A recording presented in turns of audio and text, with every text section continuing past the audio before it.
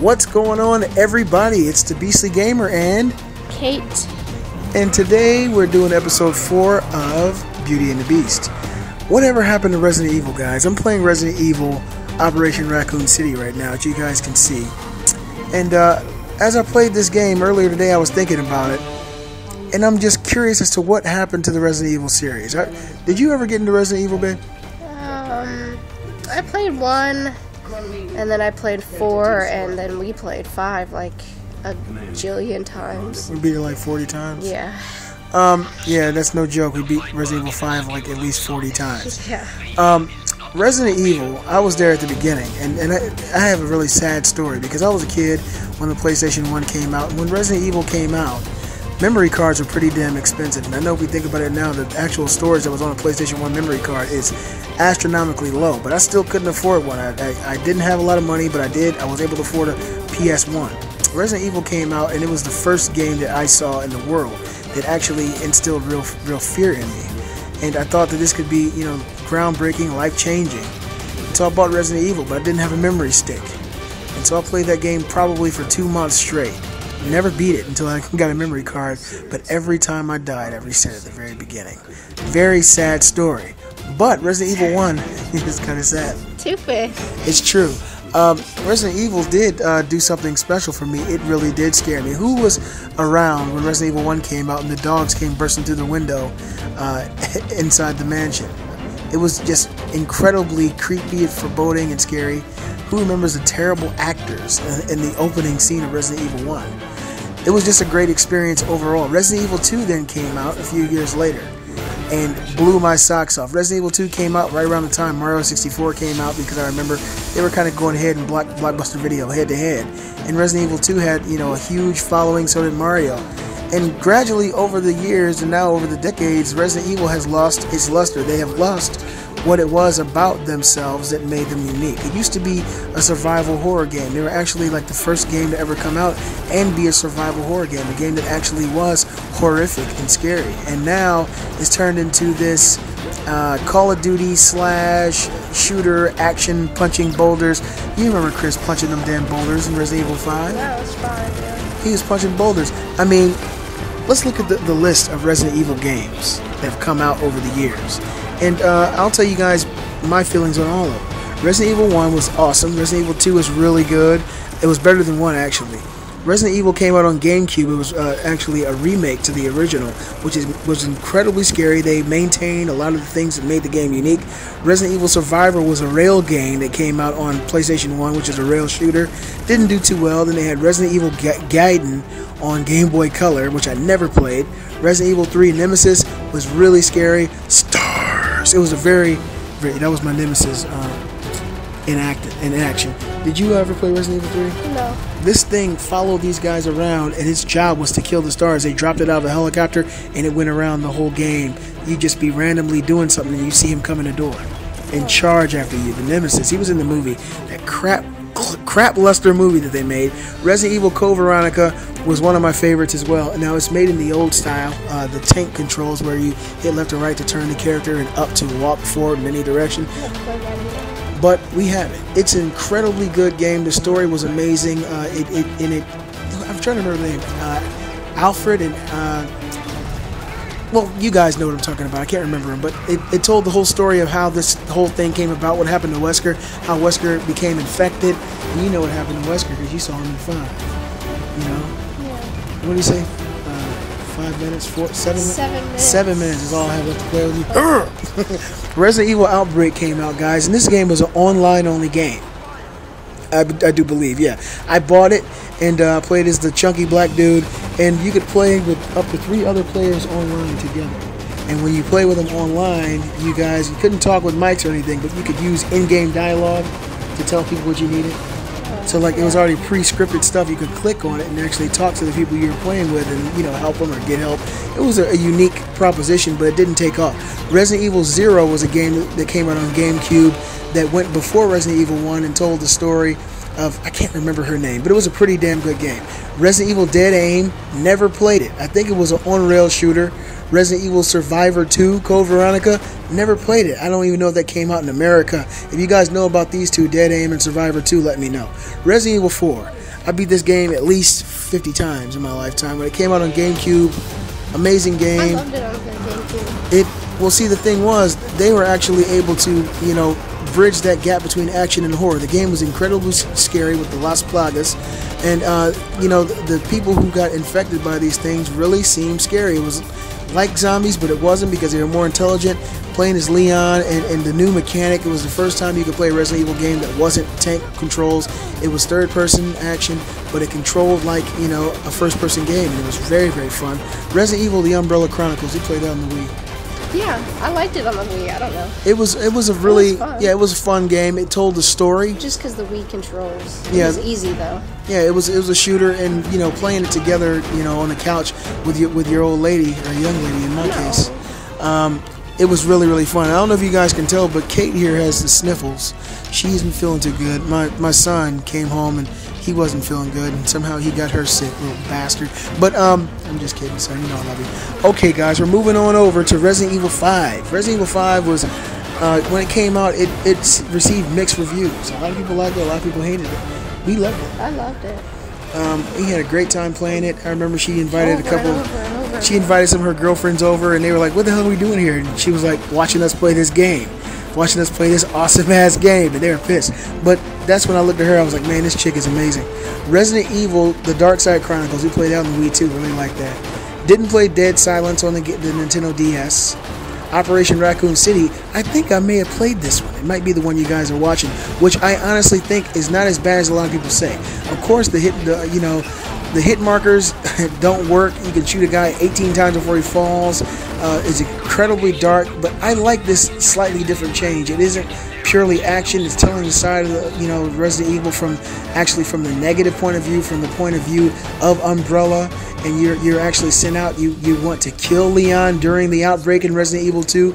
It was really new, and the story was something so different. I really liked it. Some people haven't given it a try. Some people played it and hated it, but I'm kind of on the fence there. I'm right in the middle. I think the game isn't nearly as bad as some of the fucking movies that have come out. Resident Evil Revelations, or as my daughter says, Resolations, was one of the better Resident Evils. It's probably in the top 3. I didn't want to play it at first, but when I did... She sure didn't. She didn't want to play it because I killed that game, and I wanted her to play it, and when she played it, she beat it 100%. They went back to the old school formula. They let go of all the action and punching boulders, and they went back to making it a survival horror game. It actually did have a foreboding atmosphere. Mayday. It was scary. And that's what Resident Evil needs. And then Resident Evil 6, we played through Leon's. This is the last Resident Evil game to come out. We played through Leon's campaign, then we played through Chris's campaign. And then we got to Wesker's son. I was like, I'm done. I'm not going to do this anymore. It just didn't feel like Resident Evil. So that's how far we got in Resident Evil 6, and it's been sitting on the over on my game shelf for what, about a year and a half now, right? Yeah, since we got it. I mean, I had her go to the midnight release. I was at work. I had her go to GameStop at midnight to get it.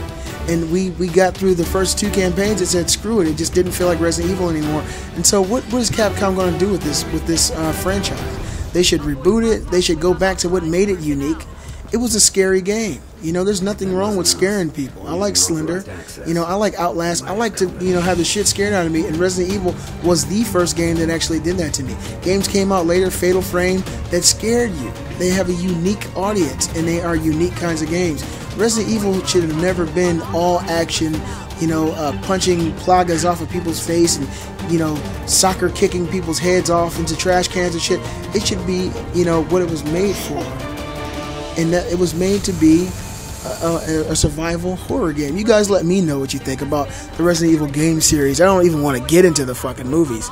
But let's go through them real quick. In 2002, Resident Evil 1 came out, which I was super excited about until I realized that this had nothing at all to do with the game. I don't remember seeing any of the movies. Well, I think I've seen parts of them. Count your blessings. But I never really actually watched the full movie. I think the last ones, they had Leon in it. They had like generic versions of Claire, generic versions of Jill, just generic versions of these people that don't even look real. They look like, somebody just carved them off of a magazine and threw them in a movie. It's crap. They had Resident Evil 1 in 2002, Resident Evil Apocalypse in 2004, Resident Evil Extinction in 2007, and then Degeneration, which was actually good. It was a CG version of a Resident Evil movie that had Leon. I did see that shit was good because it showed Leon come out. They showed Leon come out and do what he's known to do, and that's kick ass and take names. And he was bad shit. I mean, I love Leon. Did he have a notepad? Yeah, right. And then Afterlife came out in 2010 with Mila Jovovich, the woman that the world is trying to convince is attractive, but she really isn't. Jeez, this chick is done. I mean, I can't stand her. She looks very manly and... These movies didn't get really good scores, did they? No, they averaged a 5.8 on IMDb, and I'm surprised they did that well. I mean, it was just crap to me, man. The Resident Evil series really needs someone at the top of their game to come in there and breathe new life into an old franchise that has many, many disenfranchised fans, people who love what Resident Evil used to stand for. I think the furthest that they went without going off the rails is Resident Evil 4. Resident Evil 5 did go off the rails a bit, but the play side by side local co-op made up for it. It was great. I loved it. We beat that game so many times. We maxed out every single thing. We unlocked everything to the point where we were shooting everybody with unlimited snipers that killed them at one shot. The Wesker part. I always hate that part. Oh yeah, at the end, Wesker. Running in circles. I mean, it is what it is, I guess. But I mean, overall, guys, I really, really love that game. I thought it was great.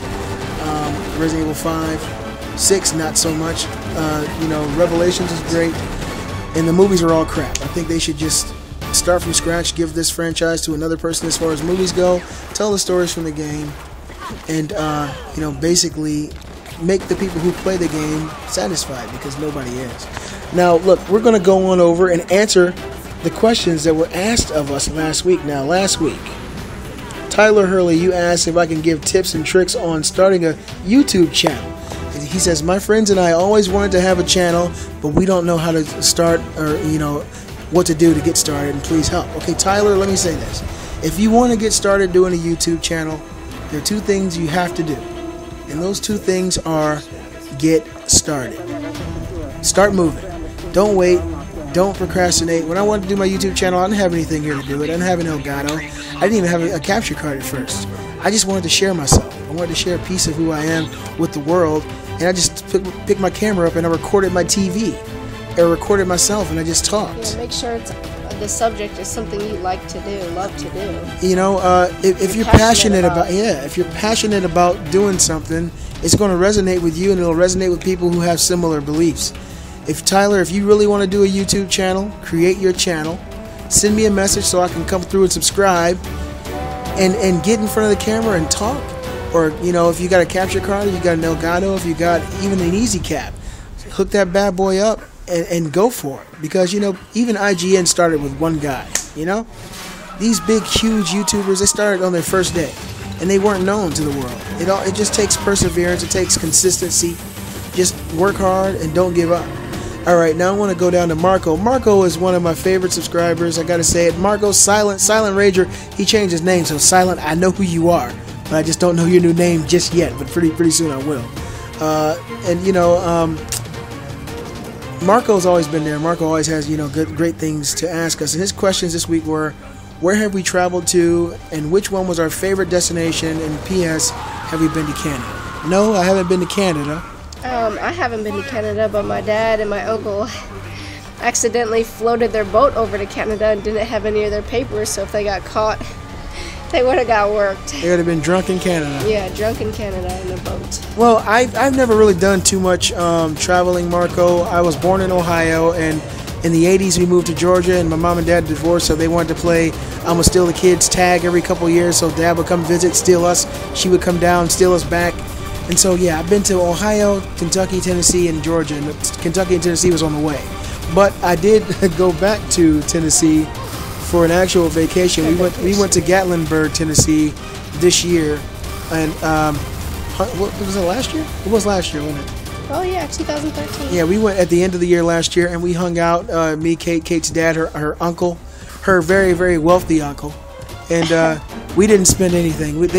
He comped everything. We had a $300 hotel room, $200 meals. Yeah. Guy had a great time. I mean, Uncle Joel and Pops, we love you. It was a hell of a nice time. We spent 4 days out there. It was great. And we got to see, what did we see? We saw all kinds of stuff. Ripley's Believe It or Not. That was the only vacation I've ever taken. I've always been a hard-working guy, and I just really haven't had the time, or I was either too young to think about it and just didn't do it. But now I'm getting a little bit older. I want to be able to take time. We're actually getting ready to take another vacation. Now you got me, so vacations all the time. That's what's up. So I'm used to going on vacations. And his other question, he wanted to know, are we getting an Xbox One? Yes. Yeah, you heard that from her. We're getting an Xbox One. I might get it this month. I was just on Beastly Thoughts talking to Briar Rabbit about it. He's helping me convince you to get one.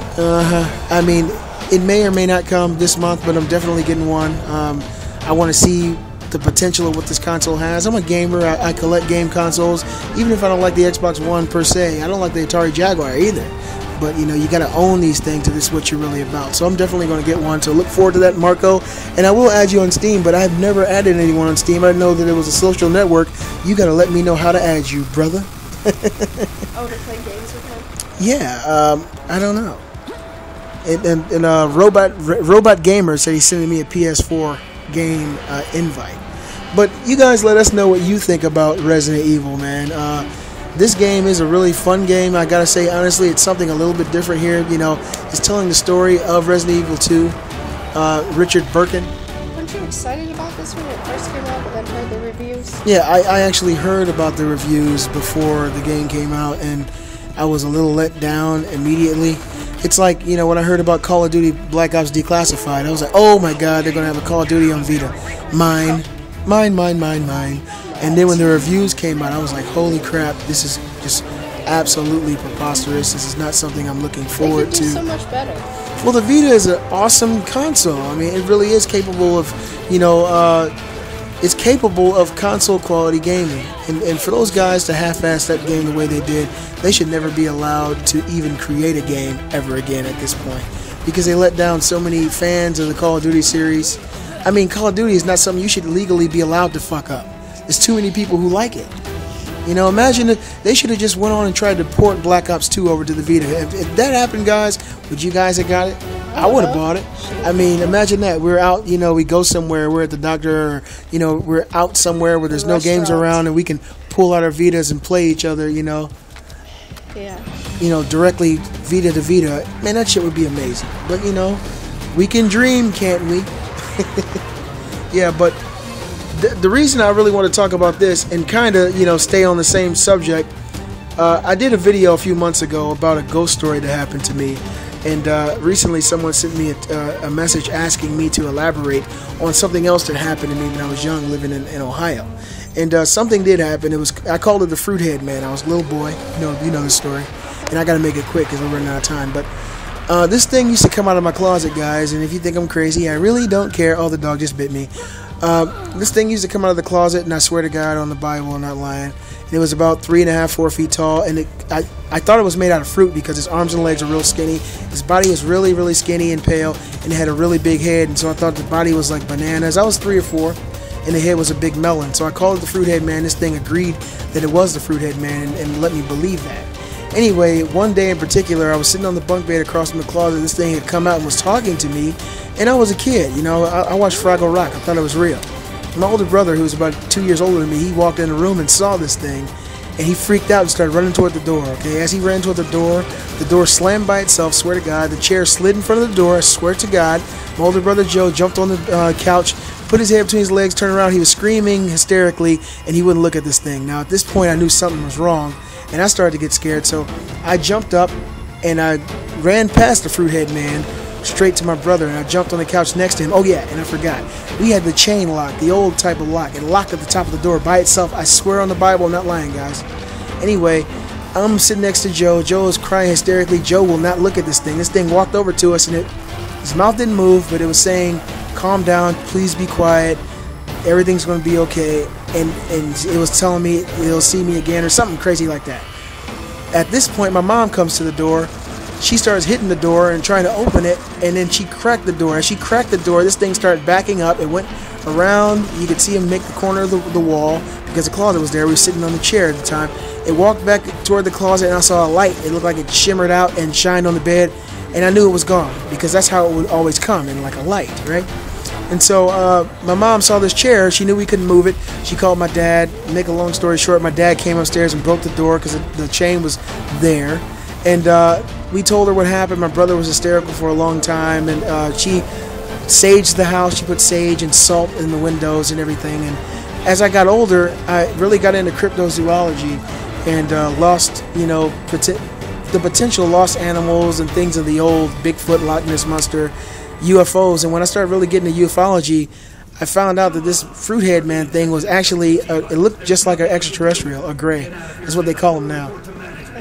And so this thing looked like an extraterrestrial, but it was coming out of the closet like a ghost would and telling me that it was a fruit head man. And I can't remember the discussions we actually had, but I know he used to ask me about my mom a lot. He used to ask me about my mom and what was going on with them.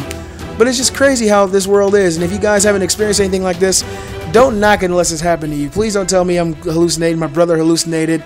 All this shit happened on its own with, no explanation because you weren't there. I'm the Beastly Gamer. I hope you guys enjoyed the footage and the little creepy story at the end. Other things happen. If you guys like, I'll share it with you later. This lady is Kate. See you later. We'll see you guys next time.